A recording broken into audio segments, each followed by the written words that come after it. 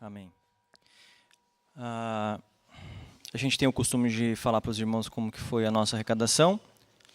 Então, a gente teve R$ 931,35 arrecadados, divididos entre os mantenedores, entre ofertas avulsas, que daí a gente entende que não necessariamente na próxima oferta missionária vai estar presente esse valor, e também o das crianças ali, tá certo?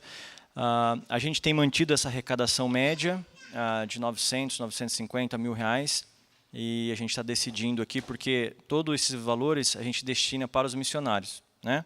Então a gente está chegando à conclusão que esse é um valor médio de arrecadação, e o Conselho Missionário vai então tomar por decisão se a gente vai pegar esse valor adicional e incrementar o que a gente já doou para os missionários, ou se a gente vai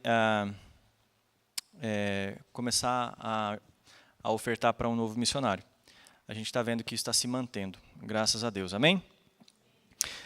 Abra sua Bíblia comigo, lá no livro de Amós. Agora eu dificultei a sua vida. Hã? Não? Acho que não, né? Vou te ajudar, hein? Ele está depois de Joel. Ajudou ou não? Piorou? Antes de Obadias, ajudou? Vai lá no índice, irmão. Vê lá o número lá e se vira aí, porque não vai ajudar muito isso aqui, né? Aí, Mateus. Amós, capítulo 5, versículo 21.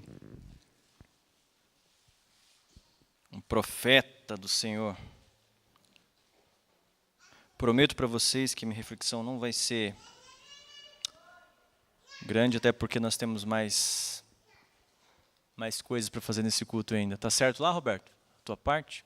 O Roberto depois vai pregar também. Não, brincadeira. Amós, capítulo 5, versículo 21. Acompanhe aí comigo. Eu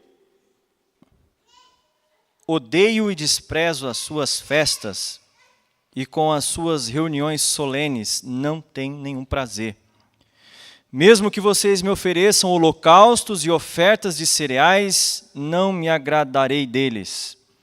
Quanto às suas ofertas pacíficas de animais gordos, nem sequer olharei para elas. Afastem de mim o barulho dos seus cânticos, porque não ouvirei as melodias das suas liras. Em vez disso, corra o juízo como as águas e a justiça como um ribeiro perene. Casa de Israel, por acaso vocês me apresentaram sacrifícios e ofertas de cereais durante os 40 anos do deserto? Pelo contrário, levaram o seu rei Sicute e Quium, o seu Deus estrela, imagens que vocês fizeram para si mesmos. Por isso, vou mandar vocês ao exílio para além de Damasco, diz o Senhor, cujo nome é Deus dos exércitos. Baixe sua cabeça e vamos orar mais uma vez. Senhor, a gente acabou de ler aqui a Tua palavra e a gente vem diante do Senhor te pedir a Tua iluminação, Pai. Que ela realmente se torne palavra do Senhor, não apenas palavra proferida, mas que conforme o poder do Teu Espírito Santo, as pessoas que estiverem aqui nesse templo, de alguma forma ouçam o Senhor falar com elas. Em nome de Jesus é que eu oro. Amém. Para te contextualizar, se você não tem muita familiaridade com esse profeta, ele é um profeta que está antes do exílio. E é interessante uma coisa, que ele mesmo, Amós, não se intitula profeta. Ele se intitula como o pastor de Tecoa. Se você for ler lá nos primeiros versículos do primeiro capítulo, ele tem uma diferença em relação aos demais profetas. ele se intitula um pastor de gado, mas que em algum momento da sua vida ele viu uma necessidade, e daí sim usado pelo Senhor, usado por Deus, de profetizar contra os seus. Contra por quê? Porque as palavras de Amós, elas não são nem um pouco agradáveis. O que eu li aqui, se você prestou atenção, são palavras muito pesadas, né? E que vêm de encontro realmente a pessoas que provavelmente estavam causando muito estrago, né? Para palavras tão duras e tão severas como essa que Amós profetiza contra o seu próprio povo. Né? Se você for ver, se você quiser ler esse livro todo, ele não é comprido, e você vai perceber que são palavras pesadas. Né?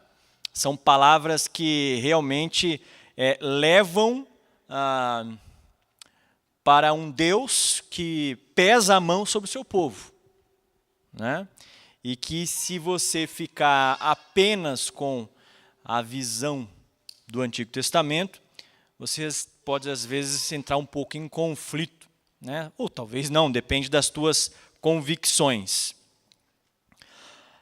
Agora, é interessante a gente fazer essa leitura, porque o povo de Deus aqui, ele realmente esperava o juízo de Deus. Assim como os que se intitulam judeus, o povo de Israel até hoje, espera o juízo de Deus.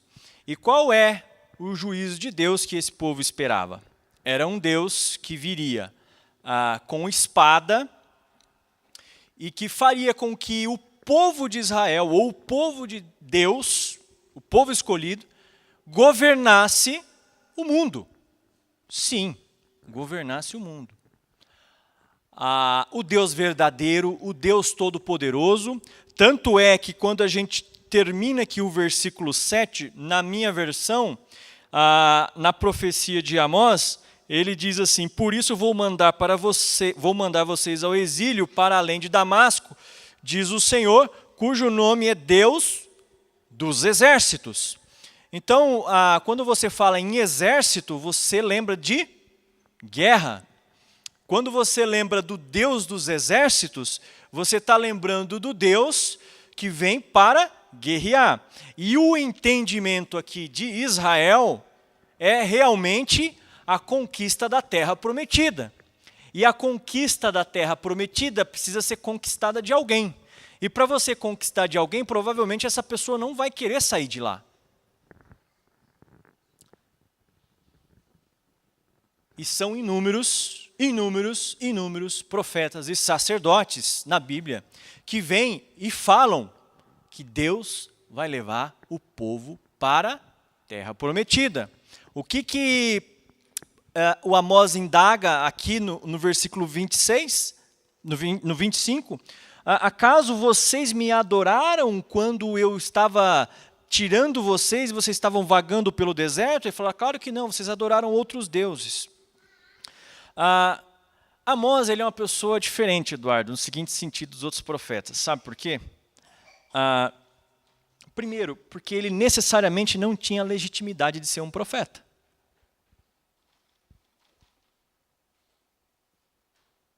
O Mateus, o Isaías, o Eduardo daqui a um tempo. Tem mais algum pastor aqui? Pelo menos intitulado? Não? Para eu não errar. Pressupõe-se, né, pastor? Um entendimento da palavra.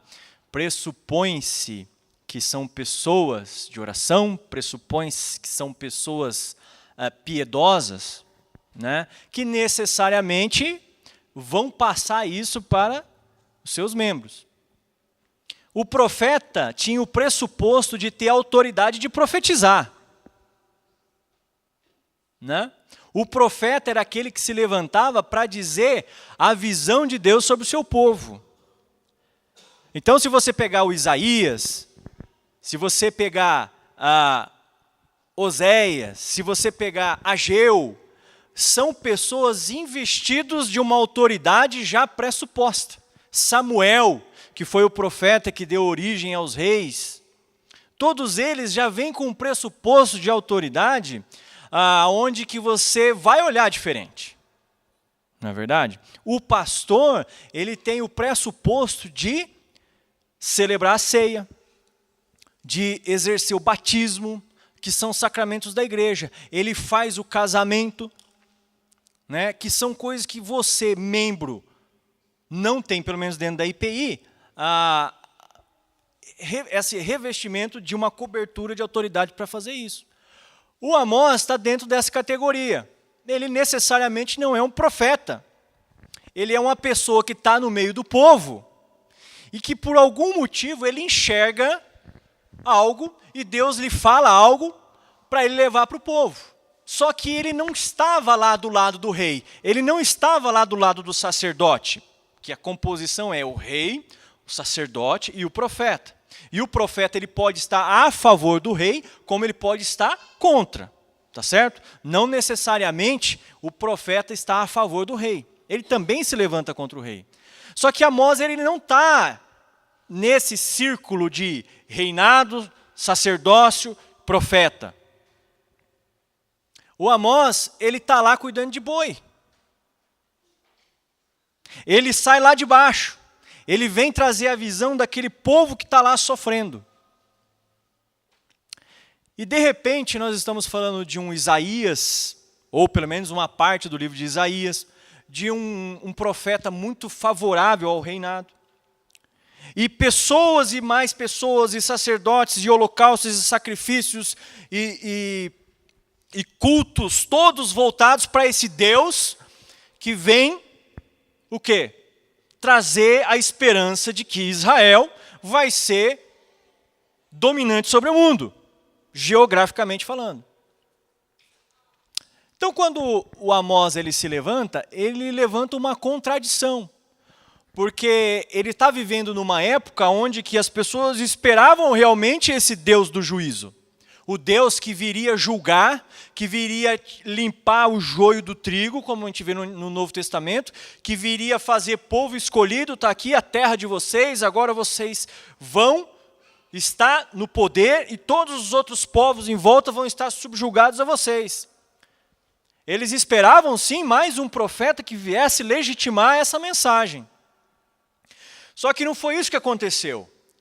O Amós, ele se levanta dentro de um período onde que estava tudo bem, e eu vou colocar esse tudo bem entre aspas, porque o reinado ia bem, porque as coisas aconteciam conforme se esperava, mas ele levanta no meio daquele momento tudo bem e fala assim, não está tudo bem. Não está tudo bem. A injustiça está imperando no meio do povo de Deus.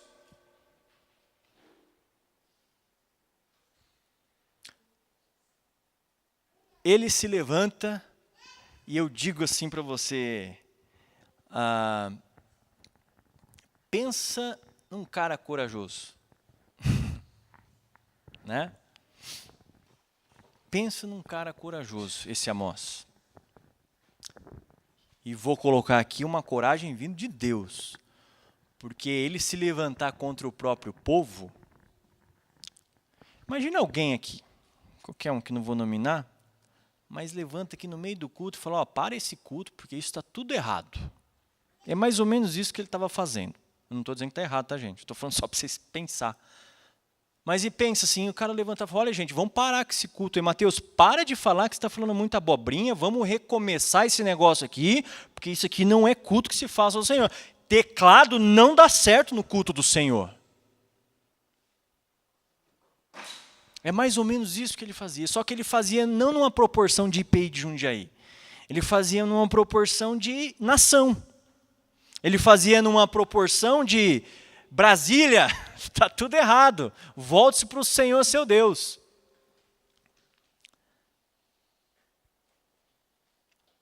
E é interessante, e eu peguei aqui o meio do texto, aonde que está os juízos de Deus sendo profetizados sobre a nação, e eu peguei bem um texto para ler para vocês aqui sobre uma parte aonde que o Amós vem falar sobre cultos, sacrifícios e festas. E aonde ele fala que Deus, ele reprova tudo aquilo. E agora, dentro desse contexto, eu releio aqui para vocês o que nós tínhamos feito no começo. Eu odeio e desprezo as suas festas, com as suas reuniões solenes, não tenho nenhum prazer. Mesmo que vocês me ofereçam holocaustos e ofertas de cereais, não me agradarei deles. Quanto às suas ofertas pacíficas de animais gordos, nem sequer olharei para elas. Afastem de mim o barulho dos seus cânticos, porque não ouvirei a melodia das suas liras. Em vez disso, corra o juízo como as águas e a justiça como o ribeiro perene. E aqui a justiça que Amós está se referindo não é a justiça de Deus castigando o povo. Aqui está a condenação de Jó com relação ao seu povo. Se ele está falando corra a justiça como as águas, corra o juízo como as águas e a justiça como o ribeiro perene, o que pressupõe que estava acontecendo no meio do povo de Deus? Injustiça. Injustiça. E a injustiça da qual o Jó condena aqui, nesse contexto, é uma injustiça social. É mais ou menos igual ao Brasil. Muita miséria, muita gente miserável, ou no mundo,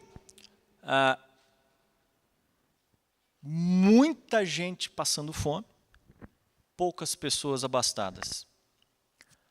E dentro desse contexto, o Amós ele vem trazer a concepção de festa, de culto, de sacrifícios, de louvores ao Senhor Deus.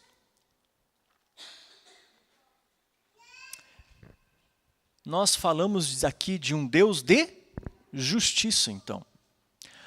Nós estamos pressupondo que o Deus, o qual cremos, o Deus dos profetas, é um Deus que ele preserva, antes de tudo, a justiça do que o culto. Ele preserva, antes da festa, o juízo, a consciência limpa, a não mentira, o coração limpo, a genuína adoração, de que tanto se fala na Bíblia. A genuína adoração, ela está vinculada e ela está pressupondo que aqueles que estão cultuando a Deus também estão preservando para que a justiça de Deus prevaleça.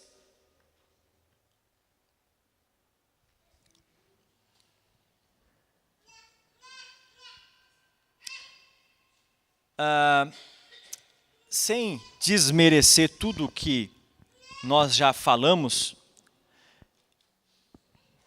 a visão de que o tratamento de Deus para com os seus filhos é sempre uma visão de proteção e de amor, uma visão romântica de que Deus cuida dos seus filhos para que eles não sintam dor. Essa visão de que o sofrimento não faz parte, ela é uma visão limitada e de muito pouca sabedoria. Porque se você olhar um pouco ao seu redor, e a gente viu aqui as circunstâncias de oração que foram trazidas aqui à frente pelas pessoas que pediram, de que existe sim sofrimento e dor no meio do povo de Deus.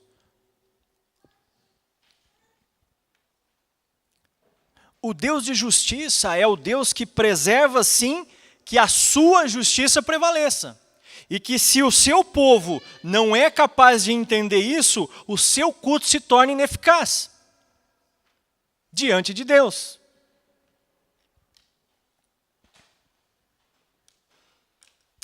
Você quer ver eu dar um exemplo bem claro para vocês? Talvez o pessoal aí que gosta de ler história do protestantismo ou história de guerra, ou história da Segunda Guerra, vai ouvir falar sobre um pastor alemão chamado, vou tentar soletrar aqui, Dietrich Bonhoeffer. Quem que foi esse homem? Ele foi um homem, um pastor, se não me engano ele era luterano, que foi preso na época do nazismo. Sabe por quê?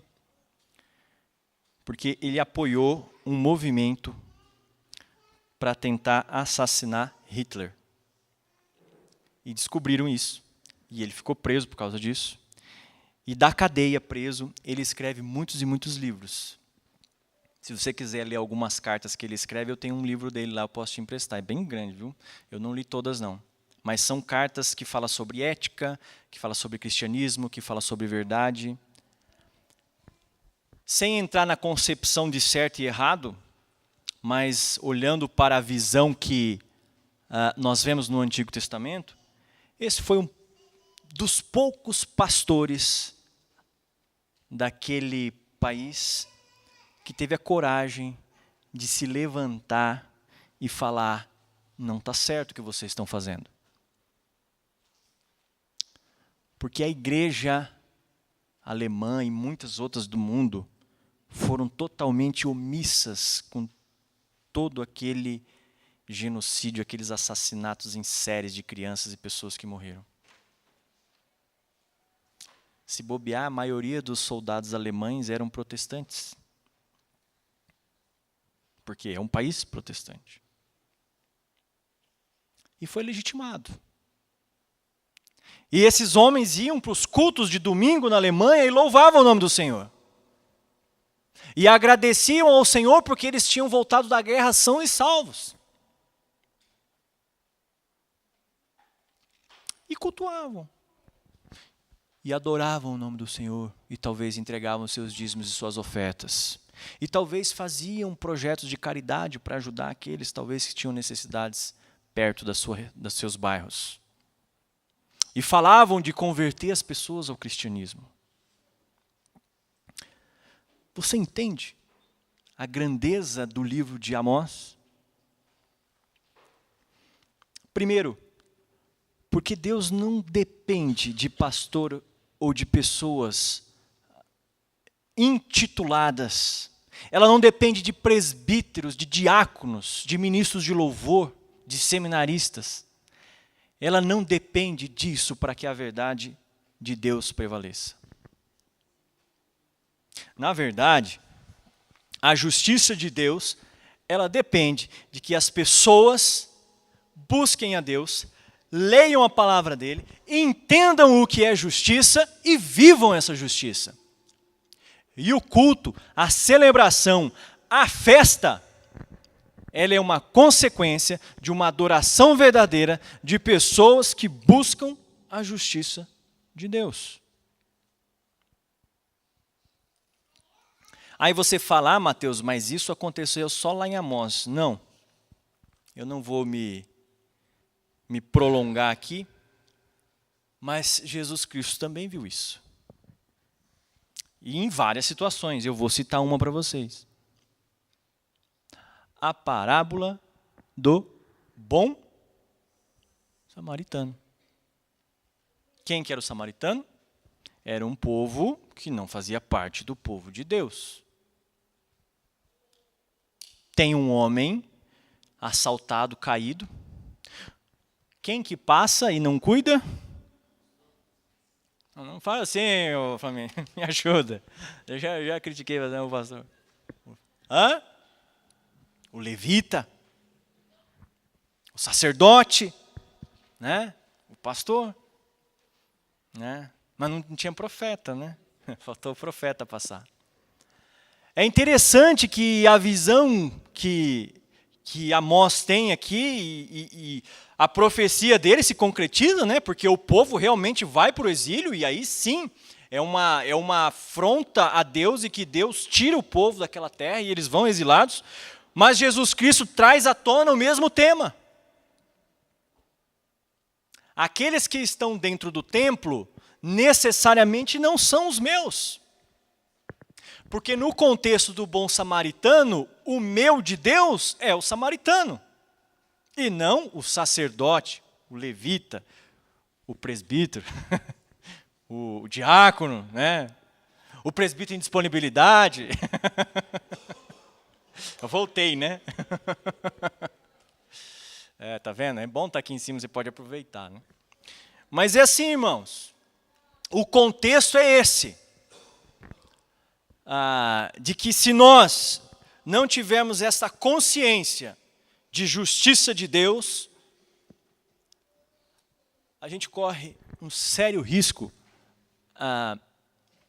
do nosso culto ser um culto em vão. Um culto de paredes, um culto de limitações. Porque quando a gente chega aqui, a gente olha e fala, Deus, que o Teu Espírito Santo fale conosco, isso é tudo verdade do nosso coração. Só que se a gente está pressupondo de que, na verdade do Evangelho, a igreja não tem sido a igreja que Jesus Cristo espera, pode ser sim que a gente esteja correndo esse risco. Não digo que ela é, mas cabe a cada um, como diz o apóstolo Paulo, olhar para si mesmo e perceber qual tem sido a valia do meu culto a Deus. Porque por mais que hoje se pregue que nosso Deus é um Deus que vem para nos abençoar, o qual nós precisamos pedir, e nós pedimos aqui, que é um Deus que te livra da morte, não é verdade? Ou que é motivo mais claro do que esse, de você saber de que você acredita num Deus que venceu a morte. Eu tenho minhas dúvidas se esse não fosse o Deus que salvasse da morte, teria alguém aqui hoje. E que esse Deus espera de você, antes do seu culto, a justiça dele sendo feita. A justiça dele sendo feita. E aqui eu não vou cair na questão da justiça social, não quero discutir isso, estou falando de justiça de Deus. No contexto de Amós, era a questão de justiça social. O Amós, pastorzinho de gado lá, via a desgraça acontecendo com o povo, e o povo lá do rei, lá tudo num bem bom, e fala, não, está tudo errado. O culto de vocês nesse formato não chega a Deus não, e Deus vai acabar com isso, Ele vai mandar vocês para o exílio, vocês vão para o cativeiro por causa disso. E o povo vai e volta arrependido, tem que reconstruir o templo tudo de novo. E não mudou muita coisa, né? A gente não aprende, vai e volta, estão lá em Israel ainda, lá, e a igreja continua a igreja cristã, e ela continua nesse vai e volta. Né? E você faz parte desse negócio, dessa igreja que tem esse vai e volta. Porque a gente não para de pecar. Porque a nossa essência, ela traz a tentação ao pecado, ao causar o sofrimento, a causar no outro um sofrimento do qual Jesus Cristo fala, a gente não deve ser assim.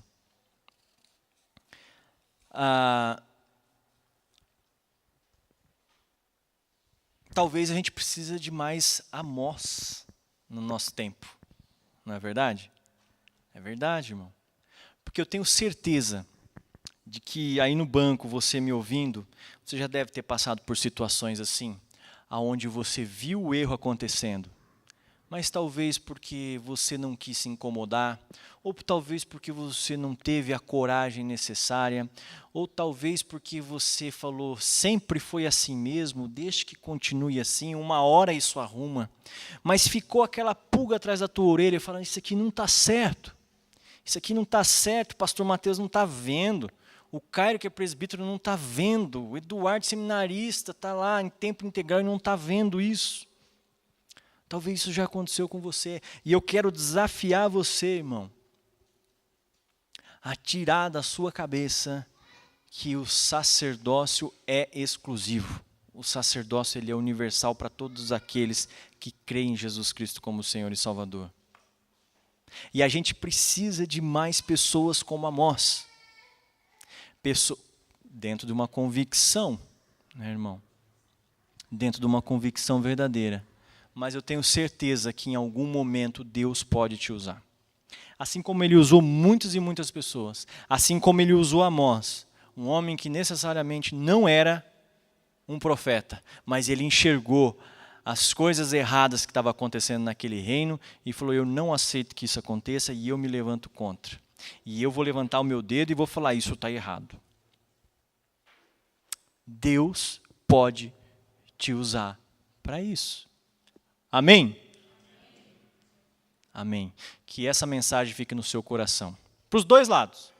Né? Para você fazer uma meditação, como é que está o seu relacionamento com Deus diante de um culto.